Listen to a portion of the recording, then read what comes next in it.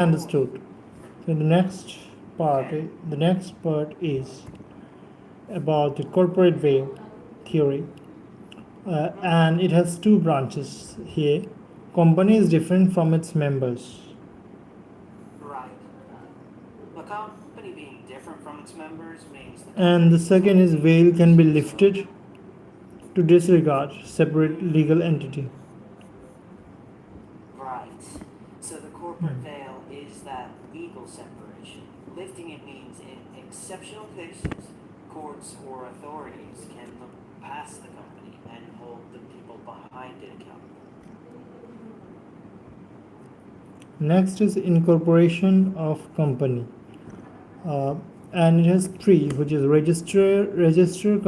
company with ROC, and next is get a certificate of incorporation. Then next is uh, for easy filing, follow SPICE. Could you explain these three? Hang on. Okay, so step one, registering with the ROC just means you file the required documents with the Register of Companies. Step two, once they verify everything, you get the certificate of incorporation. That's basically the birth certificate. That's the moment the company legally comes into existence. And step three, SPIS Plus is the online form that simplifies incorporation and related registrations in one place. Think of it as the streamlined route to get it all done. So what is SPICE then? Let me check. It's just the web form. Like ROC's the office, SPIS Plus is the form you use to apply, and the certificate is what you get at the end.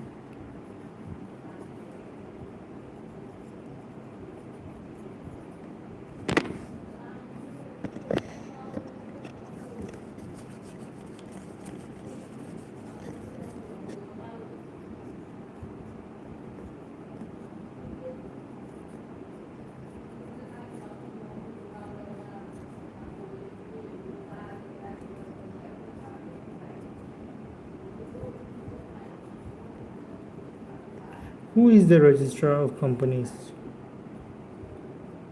One sec. It's not a single person. It's a government office under the Ministry of Corporate Affairs. Each ROC is headed by the Registrar of Companies, a government officer who examines registrations and issues the certificate of incorporation when the legal requirements are met. Next is share capital, which has nominal, issued, subscribed, and called up and paid up capital. These are the 5 points.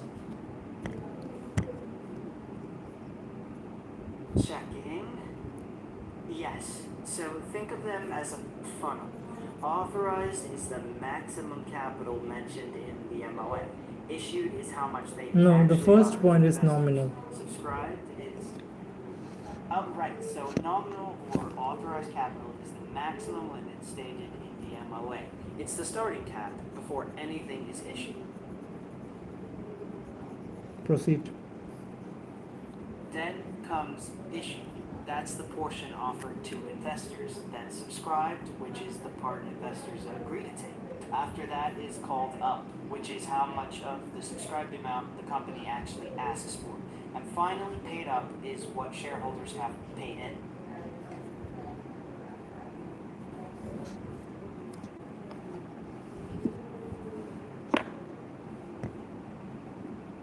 The next is for shares, or equity shares, and preference shares, and it has two more classification, which are with uniform rights, and other one is with differential voting rights. Could you explain this point? Let me take a look. Sure. So for equity shares, uniform voting rights means each share gets the same voting power. One share, one vote. Differential voting rights means some equity shares carry more or fewer votes per share. Preference shares are a different category altogether. They get priority on dividends and repayment, but usually don't have the same voting rights as equity shareholders. Well, next is MOA.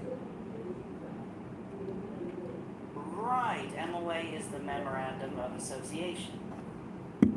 Yeah, it has two parts in the book, which is about defines object and scope of the work of the company, and the other one is company cannot go beyond the scope defined. Let me take a look. Yeah, that's right. The MOA sets the company's object and boundary, like its rulebook. So if the company goes beyond that scope, that's ultra virus and not allowed.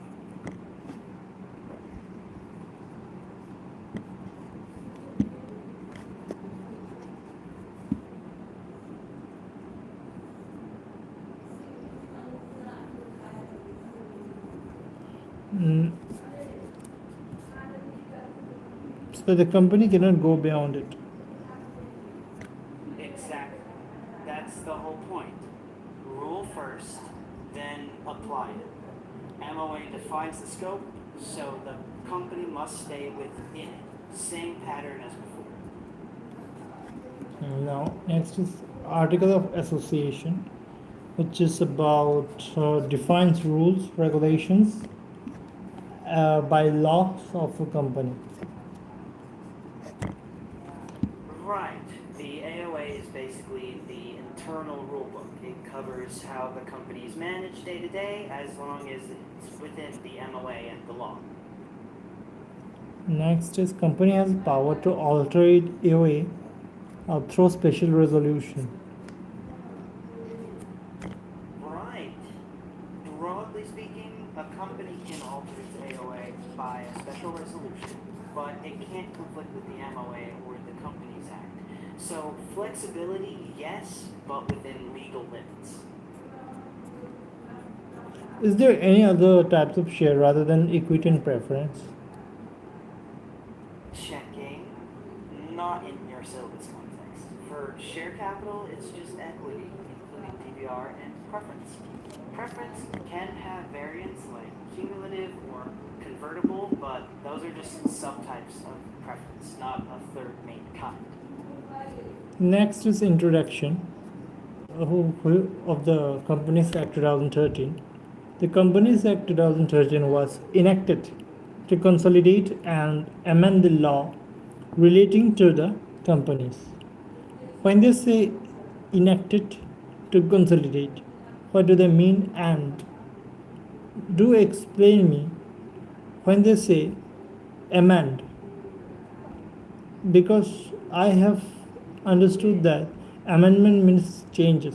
So why this concept are coming here? Great question.